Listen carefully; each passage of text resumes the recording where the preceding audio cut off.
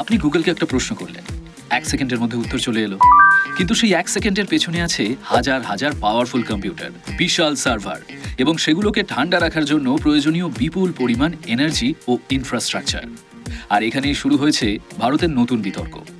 অন্ধ্রপ্রদেশের বিশাখাপত্তনমে গুগল প্রায় $15 বিলিয়ন একটা বিশাল ডেটা সেন্টার প্রজেক্ট করছে। শুনতে দারুণ, তাই না? ইনভেস্টমেন্ট আসবে, টেকনোলজি আসবে, কর্মসংস্থান তৈরি হবে।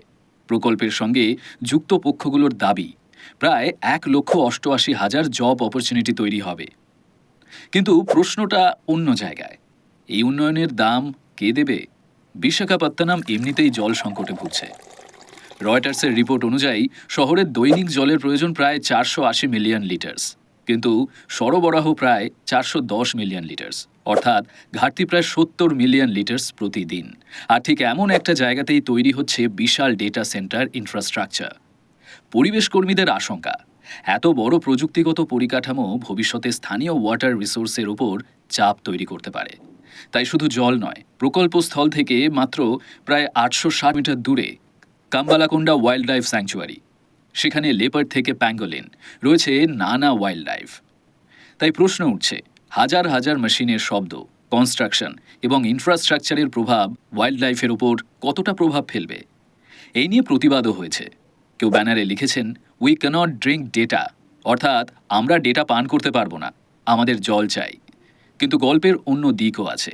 গুগল বলছে প্রকল্পটি এনভায়রনমেন্টাল লজ মেনেই তৈরি হবে এবং গুরুত্বপূর্ণ স্থানীয় জলসম্পদ রক্ষার জন্য অ্যাডভান্সড এয়ার কুলিং টেকনোলজি ব্যবহার করা হবে।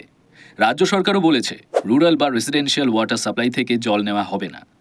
তাহলে আসল প্রশ্নটা গুগল বনাম এনভায়রনমেন্ট নয়, আসল প্রশ্নটা আরও বড়। আমরা কি এমন উন্নয়ন করতে পারি যেখানে টেকনোলজি এগোবে কিন্তু নেচার পিছিয়ে পড়বে না? কারণ এআই আমাদের ভবিষ্যৎ বদলে দিতে পারে, কিন্তু একটা কথা মনে রাখতে হবে, সার্ভার বন্ধ হলে এআই থেমে যাবে, কিন্তু জল বন্ধ হলে জীবন থেমে যাবে। আর এই কারণেই বিশাখাপত্তনমের এই বিতর্ক শুধু একটা ডেটা সেন্টারের গল্প নয়, এটা আসলে ভারতবর্ষের আগামী দিনের প্রশ্ন। আমরা কেমন ভবিষ্যৎ চাই? একটা স্মার্টার ইন্ডিয়া, নাকি একটা স্মার্টার এবং সাস্টেনেবল ইন্ডিয়া? শেষ পর্যন্ত সিদ্ধান্তটা শুধু গুগলের নয়। প্রযুক্তির ভবিষ্যৎ এবং প্রকৃতির ভবিষ্যৎকে একসঙ্গে বাঁচিয়ে রাখার দায়িত্ব আমাদের সবার।